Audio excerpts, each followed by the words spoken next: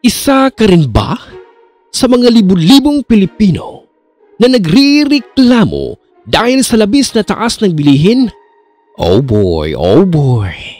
Pwes, halika at ating pag-usapan ang dahilan ng patuloy na pagtaas ng mga bilihin sa kabila ng effort ng ating gobyerno na pababain ang mga presyo sa merkado. Lahat ng yan ay dito mo lang malalaman sa channel na ito. Ang inflation ay isang fenomena kung saan tumataas ang presyo ng mga pangunahing bilihin. Ito rin ay ang pagbaba ng purchasing power ng pera. Halimbawa, noong 1950s, ang halaga ng isang bote ng soft drinks ay 25 centavos hanggang 30 centavos.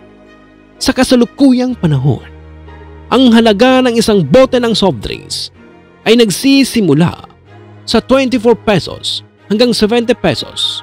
Depende sa laki. Depende sa laki ng bote nito. Ngunit, hindi sa lahat ng pagkakataon ay tumataas ang presyo ng mga bilihin. Minsan, bumababa ang presyo nito. Ito naman ay tinatawag na deflation. Katanungan, paano nagkakaroon ng inflation? Ayon sa mga eksperto, maraming dahilan kung bakit nagkakaroon ng inflation. Una, nangyayari ang inflation kapag mas tumataas ang demand ng mga bilihin kaysa production capacity ng isang bansa. Dahil dito, mas lumalaki ang demand-supply gap kung saan ang demand ng isang produkto ay mas mataas kaysa paggawa nito. Pangalawa, nagkakaroon ng inflation kapag mas mataas ang supply ng pera. Ang money supply ay tumataas kapag ang mga otoridad ay nagpiprint ng pera o kaya binibigay sa mamamayan. Dahil dito, nagkakaroon ng devaluation ng pera at pagtaas ng demand sa mga produkto. At pangatlo, dahil sa mga presyo ng bilihin ay tumataas, ang mga labor cost, wages ng mga manggagawa ay kailangang taasan upang mapanatili ang kanilang pamumuhay. At dahil dito, mas mataas na sweldo, mas mataas na demand ng mga bilihin. Oh boy! Katanungan, ano ang mga epekto nito? Dahil sa inflation, mas tumataas ang trend sa mga investments. Nahihikayat nito ang mga tao na kumita gamit ang pagbili ng mga stocks sa market. Sa mga nagbebenta ng kanilang mga ari-arian, pwede nila taasan ang halaga nito. Halimbawa, house and lot o kaya kotse. Dahil sa pagtaas ng inflation, mas dumadami ang mga big investments mula sa mga kumpanya. At dahil sa inflation, mas dumadami ang incidences ng hoarding o ang pagtago ng kanilang mga produkto dahil sa pagtaas ng presyo ng mga bilihin. Dahil sa hoarding, nagkakaroon ng imbalances sa market. Ang Pilipinas ay isa sa mga bansa na mayroong maraming iba't ibang produkto gaya ng prutas, gulay, at iba pang mga pangangailangan ng tao. Ang prutas ng ating bansa ay malaki ang pakinabang sa ating pangkabuhayan at sa ating pangaraw-araw na pinagkakakitaan. Ginagawa na rin ito ngayon pang-export sa iba't ibang lugar na nakakatulong upang unti-unting umangat ang marami sa atin. Sa aking palagay, ang nagiging dahilan kung bakit tumataas ang bilihin ng produkto sa ating bansa ay dahil sa nagkakaroon ng kakulangan at pagkonti ng produkto. Ginagawang pang-export sa ibang bansa at nagmamahal din ang mismong pinagbibilihan nito. Madami ang dahilan ng pagbago-bago ng presyo ng mga bilihin. Kabilang na dito ang mga sumusunod. Number 1, pag may kalamidad, bagyo o anumang biglang pagkaantala ng operasyon sa produksyon, nagiging daan sa pagkalamita ng produkto. Number 2, palitan ng halaga ng pera ng Pilipinas laban sa pera sa ibang bansa. Kaya nagiging mahal ang mga raw materials at import goods na inaangkat. Number 3, inflation. At ang number 4 ay salary increase.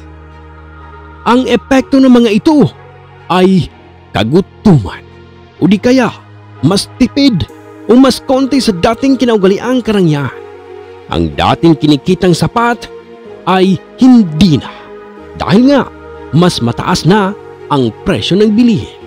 Kung dati may aircon, ngayon pamaypay na lang kasi mahal sa kuryente. Ugaliing magsinop at magtiis na lang muna pansamantala. Lahat naman talaga tumataas.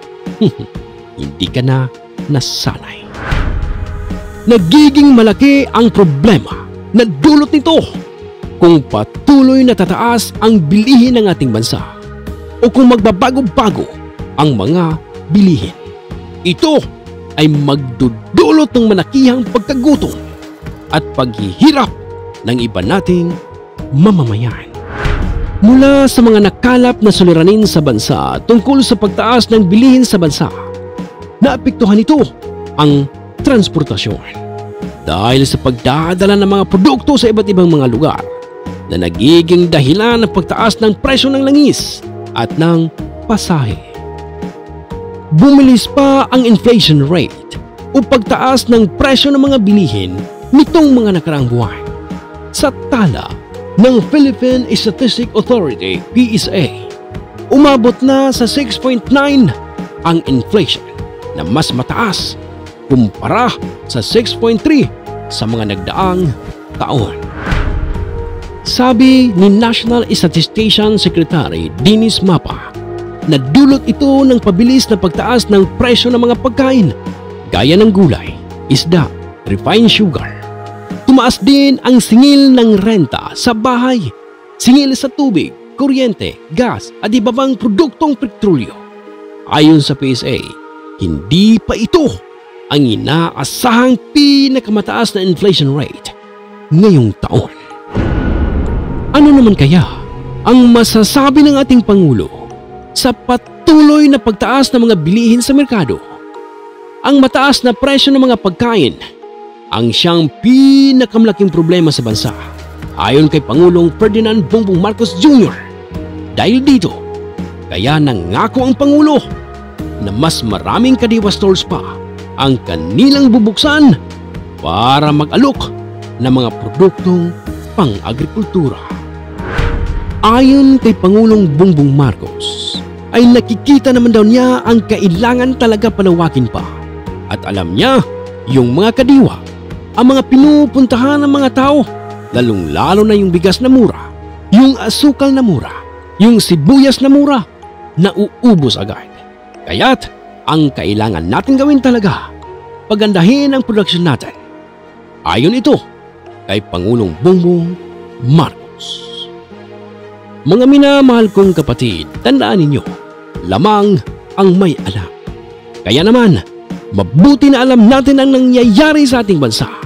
Ang lahat ng bagay ay may kaukulang dahilan at bilang mamamayan ng ating bansa ay tungkulin nating makibagay sa mga pagbabagong nararanasan natin dito sa ating bansa.